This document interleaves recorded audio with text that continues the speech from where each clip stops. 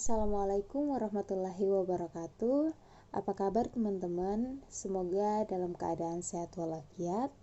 Baik teman-teman, pada kesempatan ini saya Faradila Alim dan rekan saya Andrea Jasmine Wantunggia akan mempresentasikan tentang materi strategi pelaksanaan komunikasi. Nah, kami akan membahas mulai dari arti strategi komunikasi, kemudian keefektifan strategi itu dijalankan sampai kepada strategi komunikasi yang dirancang untuk satu proyek khusus atau untuk satu periode yang sama sebagai strategi organisasi. Nah, sebentar kita akan ulas bersama rekan saya. Nah, untuk selanjutnya saya akan serahkan kepada Andrea. Dia akan mempresentasikan tentang strategi komunikasi dari pengertiannya, kemudian keefektifan strategi itu dijalankan. Kepada Andrea, saya persilakan. Baik, terima kasih. Nah, pertama-tama saya akan membahas apa itu strategi komunikasi.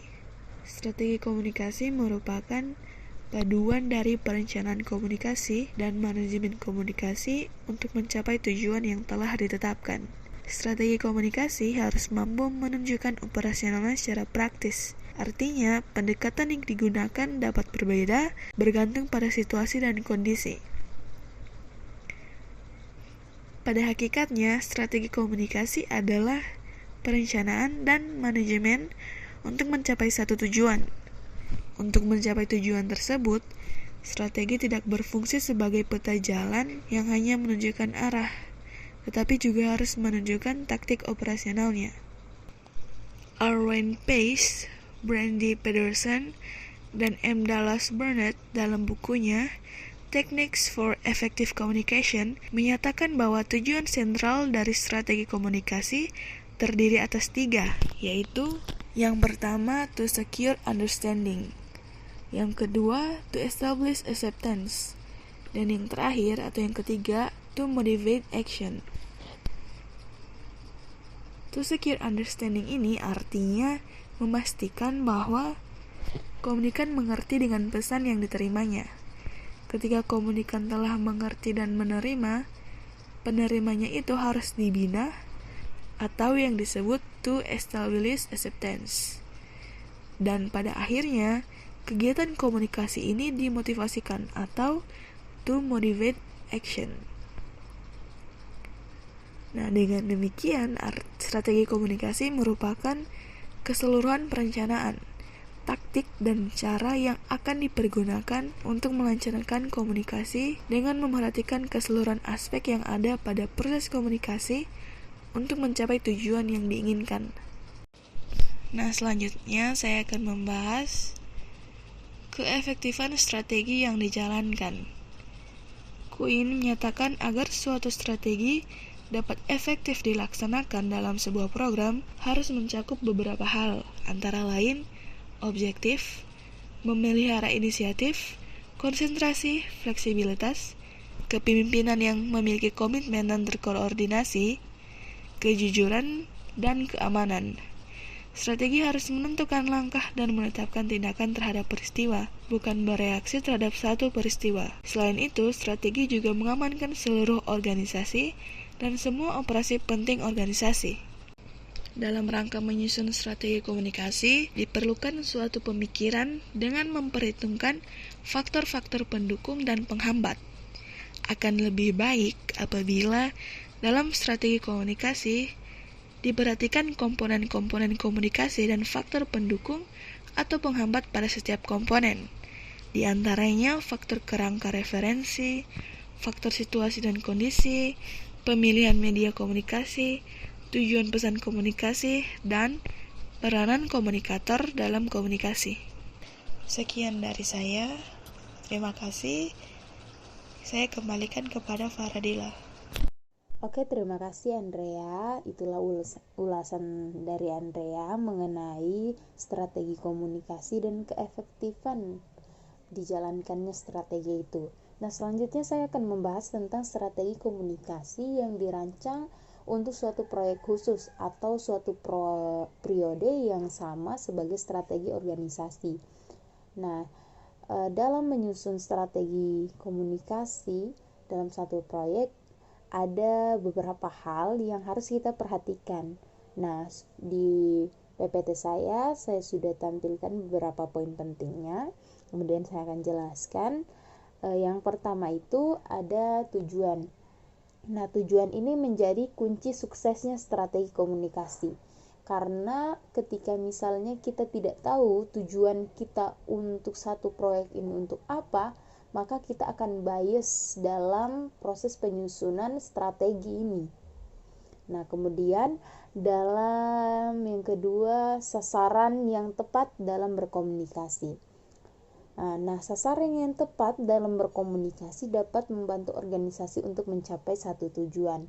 Nah, perlu diperhatikan ini memetakan kira-kira kita akan berbicara dengan siapa, komunikasi kita siapa, kemudian apakah dia akan menangkap bahasanya kita. Nah, makanya sasaran yang tepat atau komunikan yang misalnya sefrekuensi dengan kita, artinya misalnya dalam konsep bahasanya kita nyambung, maka dia akan cepat menyerap apa yang kita sampaikan, seperti itu. Coba kalau misalnya kita dalam konsep bahasa saja sudah berbeda, maka akan terjadinya konflik kesalahpahaman misalnya dalam hal itu. Kemudian yang ketiga itu ada pesan, mencari target yang strategis dan konsisten. Nah, itu merupakan kunci dari pesan organisasi.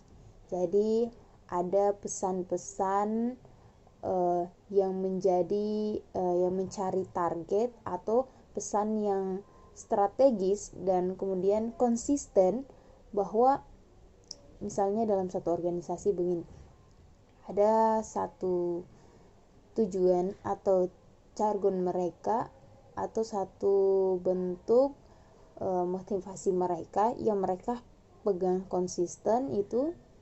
Nah, itu menjadi pesan organisasi mereka, menjadi kunci dari pesan organisasi mereka. Ketika misalnya mereka mendengar ini, mereka langsung tahu, langsung identik dengan organisasinya mereka, begitu. Kemudian instrumen dan kegiatan yang sesuai untuk mengkomunikasikan pesan kunci yang harus dikenali. Nah, itu masuk di bagaimana kita memilih satu instrumen dan kegiatan yang kira-kira mampu mengkomunikasikan pesan yang harus dikenali ini. Seperti itu. Kemudian ada sumber daya dan skala waktu. Aturan utama yang harus ditaati adalah menepati janji dan tidak mengumbar janji. Gunakan sumber daya dan skala waktu untuk menetapkan harapan yang diwujudkan. Jadi pentingnya itu berhubungan dengan konsistensi juga ini. Kemudian yang terakhir itu tentang evaluasi dan amandemen. Nah, ini perlu dipertimbangkan audit komunikasi untuk memperkirakan efektivitas strategi komunikasi dengan pendengar internal ataupun eksternal. Maka untuk itu digunakannya pertanyaan terbuka dengan jawaban dan tolak ukur yang tepat. Jadi penting itu kita memberikan jawaban dan tolak ukur yang tepat. Jadi tidak sembarang. Oke, baiklah, itu mungkin teman-teman sedikit ulasan kami tentang bagaimana sih strategi pelaksanaan komunikasi. Kalau misalnya juga kalau kita mau bawa di ranah organisasi, salah satu contohnya misalnya kita akan menyusun satu strategi kepengurusan dalam satu periode kepemimpinan di organisasi tersebut. Maka diperlukannya strategi komunikasi kita dengan para anggota kita agar tetap solid. Makanya misalnya dibuat satu kegiatan yang mendukung untuk kita saling curhat atau saling mengungkapkan ide dan gagasan kita dengan lebih rileks. Nah, itu salah satu strategi juga untuk bagaimana kita saling terbuka dengan anggota kita, sehingga jalannya kepengurusan itu akan lebih enak karena adanya keterbukaan anggota, adanya mungkin dari situ outputnya akan ada konsistensi. Kalau misalnya anggota ada konflik-konflik, kita bisa tangani lebih cepat karena kita sudah tahu. Kemudian hal itu dapat meminimalisir terjadinya di strategi-strategi lainnya. Misalnya dalam satu kepengurusan ini mereka pengen buat kepengurusannya seperti ini, telah disusun, yaitu minimalisir terjadinya gangguan-gangguan atau hambatan dalam proses strategi-strategi lainnya. Jadi begitu teman-teman, mungkin itu dari kami berdua. Semoga bermanfaat bagi teman-teman. Wabillahi taufiq wal hidayah. Wassalamualaikum warahmatullahi wabarakatuh.